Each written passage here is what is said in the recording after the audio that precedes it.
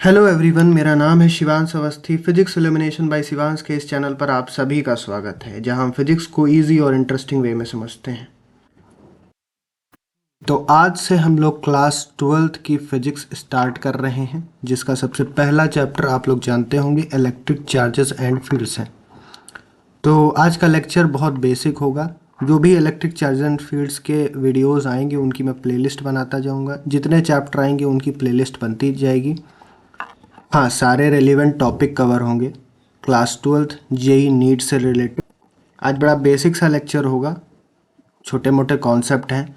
हाँ, अगले लेक्चर से जब कूलम्ब्स लॉ आएगा या गॉस लॉ आएगा तो उससे रिलेटेड न्यूमेरिकल कराए जाएंगे, बोर्ड्स लेवल के, जेई लेवल के, नीट लेवल के, जैसे जैसे नीड आपकी बढ़ती दिखाई देगी। तो आज कुछ छोटी मोटी बातें कर लेते हैं, जैसे इलेक्ट्रिक चार्ज क्या होता है। तो इलेक्ट्रिक चार्ज तुम्हारी स्क्रीन पर लिख के आ रहा है कि इलेक्ट्रिक चार्ज एक फंडामेंटल और इंट्रिंसिक प्रॉपर्टी है किसी भी मैटर की, यानी कि मेनली ये मैटर की आत्मा मानी जाती है, जिसकी वजह से जो मैटर है वो फोर्स एक्सपीरियंस करता है जब वो किसी इलेक्ट्रिक फील्ड में प्लेस हो या फिर मैग्नेटिक फील्ड में प्लेस हो। तो इलेक्ट्रोस्टैट्स नाम का जो चैप्टर है, इलेक्ट्रिक चार्ज एंड फील्ड्स, या फिर तुम्हारा वो इलेक्ट्रिक पोटेंशियल वाला चैप्टर है, उसमें तुम लोग ये देखोगे कि चार्ज का बिहेवियर कैसा रहता है इलेक्ट्रिक फील्ड में प्लेस करने पे। और फिर जब मूविंग चार्जेस एंड मैग्नेटिज्म आएगा या फिर अदर जो चैप्टर आगे हैं उसमें तुम लोगों को उसका मैग्नेटिक बिहेवियर देखने का पता चलेगा। और अगर एनसीईआरटी उठा के तुमने देखी हो तो इसमें शुरुआत में बड़ी राम कहानी दे रखी है ग्लास रॉड को रब करने की वूल और सिल्क क्लोथ से। तो जब उनको थोड़ा पास में लाते हो, क्लोज लाते हो, तो रिपल करते हैं, जबकि अदर दो मटेरियल को लाओगे पास में तो एक दूसरे को अट्रैक्ट करते हैं। उसका कोई खास पर्पस तो नहीं है, लेकिन तुम लोग अपनी जानकारी के लिए उसको पढ़ सकते हो। हाँ, तो बेसिकली इलेक्ट्रिक चार्ज होता क्या है।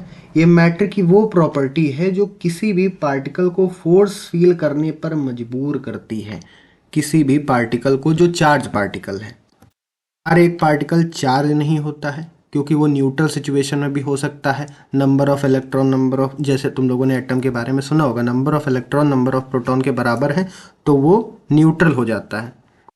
तो जब भी न्यूट्रलिटी अचीव हो जाएगी तब कोई भी किसी भी प्रकार का फोर्स एक्सपीरियंस नहीं होगा, अगर मॉलिक्यूलर लेवल पे बात ना की जाए तो। अब कुछ छोटी मोटी बात है, जैसे कि चार्ज जो होता है उसका सिंबल क्या है। तो चार्ज का सिंबल यहाँ पे लिखा हुआ है अच्छी अच्छी राइटिंग में, और ये गंदी राइटिंग में भी है। ये क्यू होता है, एसआई यूनिट कूलाम है, ये साइंटिस्ट के नाम पे पड़ी थी। आगे तुम लोगों को कूलाम्स लॉ भी पढ़ना है, तो ठीक है, इस नाम से हाथ मिला लो आजकल। अच्छा हाँ, क्लास 12th की फिजिक्स में जहाँ भी तुमको क्यू देखने को मिल रहा है, मोस्ट ऑफ द केसेस में वो चार्ज की ही बात कर रहा है। हाँ, एक जो लाइन यहाँ पे लिखी है कि स्केलर क्वांटिटी है, तो स्केलर क्वांटिटी तुम लोग क्लास 11th में ही पढ़ के आए होगे, 9th में भी पढ़ा होगा स्केलर और वेक्टर क्वांटिटी। स्केलर क्वांटिटीज़ वो हैं जिसमें सिर्फ मैग्नीट्यूड की बात होती है, डायरेक्शन का यहाँ पे कोई लेना देना नहीं होता है। तो यहाँ पे क्या फ़ायदा होगा हमको, तो आगे तुम लोग पढ़ोगे, जैसे हमको कभी किसी बॉडी का टोटल चार्ज निकालना है तो उस बॉडी में जितने चार्ज हैं उनका अलजेब्रिक सम, जो एडिटिविटी रूल भी आगे अभी हम लोग पढ़ने वाले हैं उसमें यूज़ होगा, तो वहाँ पे ये स्केलर प्रॉपर्टी यूज़ हो जाती है। हाँ, एक इम्पॉर्टेंट बात, तुम लोगों को पता है चार्ज और मास में क्या रिलेशन है। रिलेशन तो नहीं, डिफरेंस है। देखो, चार्ज का ये मैटर है कि चार्ज जब भी आएगा, एक स्टेटमेंट बोला जाता है, चार्ज ऑलवेज कम्स विद मास, लेकिन मास के साथ ये केस नहीं होता है। ये पहले स्टेटमेंट लिख लो, charge always comes with mass, comes with mass. Writing के बारे में कोई कमेंट नहीं करेगा क्योंकि अभी बन नहीं पाया यार, करते हैं इसे, सुधारते हैं इस पर। तो चार्ज ऑलवेज कम्स विद, लेकिन मास की जब बात करोगे तो मास न्यूट्रल भी हो सकता है, यानी कि जितना पॉजिटिव चार्ज है उसमें उतना ही नेगेटिव चार्ज भी हो गया तो मास न्यूट्रल हो जाएगा, या फिर उस पर कोई चार्ज ही नहीं था। तो मास के केस में ये नहीं कह सकते कि मास ऑलवेज कम्स विद चार्ज। तो ये चीज़ तुम लोग ध्यान रखो, कंसेप्ट है, कोई बहुत इंपॉर्टेंट नहीं है, तुम लोगों के बोर्ड्स में नहीं इतना पूछा जाता है। हाँ, जेई वाले कुछ इस पर क्वेश्चन बना सकते हैं। अब चार्ज के बारे में इतना जान ही लिया है तो कुछ चार्ज की हरकतों के बारे में भी जान लेते हैं, यानी कि चार्ज की बेसिक प्रॉपर्टीज़ के बारे में। तो सबसे पहली बात जो ये है कि वो एडिटिविटी ऑफ चार्जेस देखने को मिलती है, जो मैंने बताया स्केलर वाली हेडिंग में। Additivity of charge refers to, अरे यार एक सेकेंड, मिट जाओ। हाँ हाँ, तो additivity of charge refers to that property that changes the total electric charge of this is the algebraic sum of the individual charge in the system। अरे तो मेन ये कह रहे हैं कि कोई भी सिस्टम है, अगर कोई भी सिस्टम है उसमें अगर Q1 चार्ज है, Q2 चार्ज है और मान लो ये Q3 भी चार्ज है, तो जब तुम लोग Q टोटल निकालोगे तो इन तीनों को सिंपली ऐड कर देना है, Q1 plus Q2 plus Q3, और ये तुम लोगों का total charge of the system हो जाएगा। कोई यहाँ पे वेक्टर लॉ लगाने की ज़रूरत नहीं है कि Q1 की डायरेक्शन इधर है, Q2 की डायरेक्शन उधर है, ऐसा कुछ होता नहीं है। वैसे मतलब मैं समझाने के लिए बता रहा हूँ, ऐसा कुछ नहीं होता। सिंपली ऐड कर देना है क्योंकि Q1 स्केलर क्वांटिटी होती है। Q1 नहीं, मतलब Q यानी चार्ज स्केलर क्वांटिटी है। अब नेक्स्ट टॉपिक है चार्ज कंजर्व रहता है। देखो तुमने सुना होगा 11th में भी 9th में भी, शुरुआत से सुनते चले आ रहे होगे कि एनर्जी कंजर्व रहती है। तो energy can neither be created nor be destroyed वाली लाइन तुमने सुनी होगी। तो चार्ज के केस में भी बिल्कुल सेम है कि चार्ज ना क्रिएट किया जा सकता है ना डिस्ट्रॉय किया जा सकता है, लेकिन ये ट्रांसफ़र किया जा सकता है। Energy one form to another form, लेकिन charge one body to another body. ठीक है, इसके लिए एक और डेफिनेशन बोली जाती है कि किसी भी आइसोलेटेड सिस्टम का, आइसोलेटेड सिस्टम जानते हो, थर्मोडायनेमिक्स में पढ़ा होगा क्लास 11th में, जिसमें ना मास ट्रांसफ़र हो सकता है ना एनर्जी ट्रांसफ़र हो सकती है। ठीक है, ये दोनों चीज़ें नहीं हो सकती। हाँ, तो कोई भी आइसोलेटेड सिस्टम है उसमें चार्ज Q1 है, फिर Q2 है और Q3 है। इनकी अलग अलग वैल्यू ले सकते हो। Q1 1 कूलाम है, Q2 2 कूलाम है और Q3 3 कूलाम है। अब इसको तुमने पकड़ के ज़ोर से शेक कर दिया तो ये आपस में चार्ज टकराएंगे, जिसकी वजह से इनका जो है रीडिस्ट्रीब्यूशन ऑफ चार्ज हो जाएगा। तो तुम्हारा सिस्टम यही रहेगा, एक नया डब्बा बनाते हैं, ये डब्बा वही है ना। अब Q1 मान लो तुम्हारा 2 कूलाम हो गया, Q2 तुम्हारा 1 कूलाम हो गया, तो Q3 ऑब्वियसली 3 कूलाम होगा। क्यों होगा? क्योंकि टोटल जो चार्ज होगा सिस्टम का वो कंजर्व रहेगा, वो ना चेंज होगा, ना क्रिएट हो जाएगा, ना डिस्ट्रॉय हो जाएगा। जो पहले आइसोलेटेड सिस्टम का चार्ज था वही बाद में आइसोलेटेड सिस्टम का चार्ज होगा। हाँ, डिस्ट्रीब्यूशन चेंज हो सकता है, लेकिन ओवरऑल चार्ज यानी कि Q इनिशियल और Q फाइनल सेम रहेगा। जब तुम इसको टोटल ऐड करोगे और इस टोटल को ऐड करोगे तो वो सेम आने वाला है।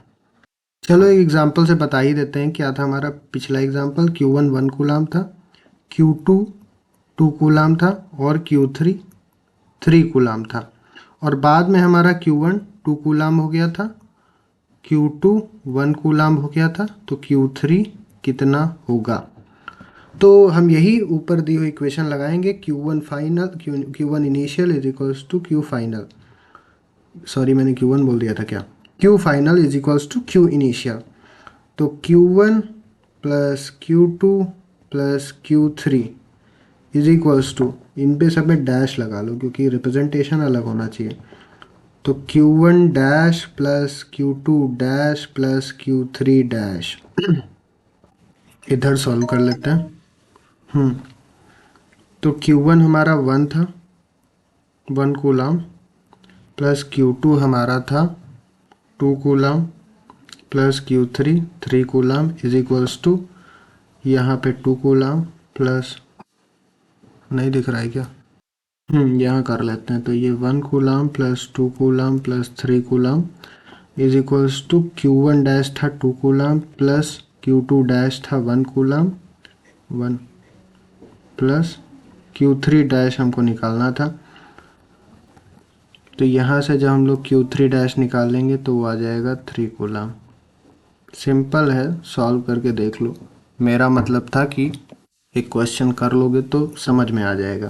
बाकी कोई इसमें बहुत हाइपर मैथ्स नहीं लगी हुई है, सिंपल है। क्यू इनिशियल क्यू फाइनल बराबर करोगे, क्लास 12th में हो, इतना तो आता ही है।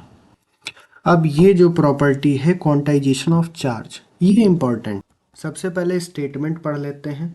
स्टेटमेंट क्या कह रहा है? Quantisation of charge state that electric charge of any object is always an integral multiple of elementary charge E. Double E नहीं है वहाँ पे, सिर्फ इलेक्ट्रॉनिक चार्ज की बात की गई है। और ध्यान देने वाली बात यहाँ पे ये है कि यहाँ पे इंटीग्रल मल्टीपल लिखा हुआ है। तो charge on the single electron और proton, this means charge exist in discrete packet rather than continuous. कहना क्या चाह रहा है ये?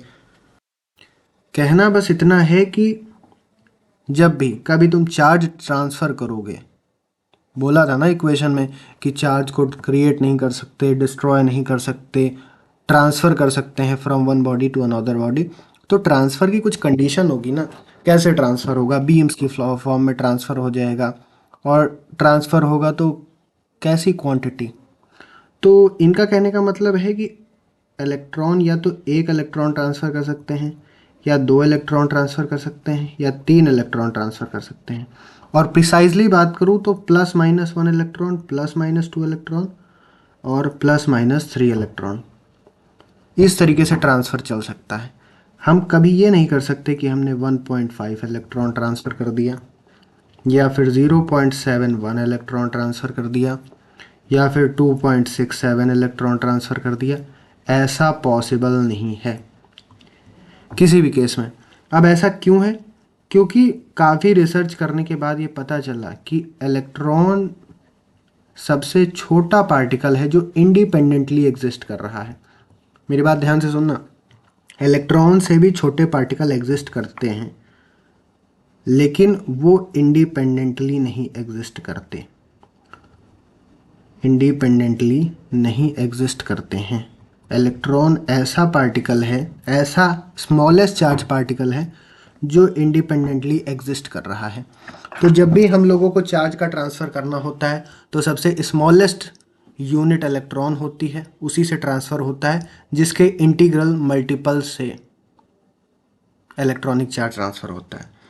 तो उसके लिए इक्वेशन ये दे रखी है तुम लोगों को, बहुत important, Q is equals to any.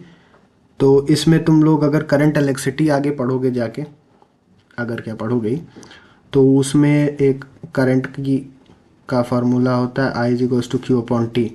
तो यहाँ पे Q बराबर NE रख दिया जाता है, तो उससे कभी कभी नंबर ऑफ इलेक्ट्रॉन्स पूछता है। हाँ, इस इक्वेशन में है क्या क्या, इसकी एक बार बात कर लेते हैं। तो तुम लोगों को ये दिख रहा होगा, यहाँ पे Q लिखा हुआ। तो Q है चार्ज, जैसा पहले डिस्कस किया जा चुका है। N है नंबर ऑफ इलेक्ट्रॉन, और E क्या है? E यहाँ पे इलेक्ट्रॉनिक चार्ज है, दैट इज़ 1.6 इंटू 10⁻⁻19 कूलम। तो इतना चार्ज किसी इलेक्ट्रॉन पे होता है, यहाँ साफ साफ लिखा हुआ है। तो फाइनली यही था आज का लेक्चर। बहुत इजी था, बहुत बेसिक था। तो अगले नेक्स्ट वीडियो से थोड़ा मज़ा आएगा, क्योंकि यहाँ से अच्छी फिजिक्स स्टार्ट होती है। आई होप आप लोगों को समझ आया होगा। कोशिश करो नोट्स बनाते चलो, क्योंकि नोट्स इस लेक्चर के नहीं बने, कोई बात नहीं, कोशिश करूँगा मैं प्रोवाइड कर दूँगा नोट्स। बाकी जितना हो सके अपने खुद के नोट्स बनाओ, क्योंकि वही फाइनली काम करते हैं। सो बढ़िया है, तैयारी करते रहो, और फिजिक्स तो मैं संभाल लूँगा, तुम लोग टेंशन मत लो।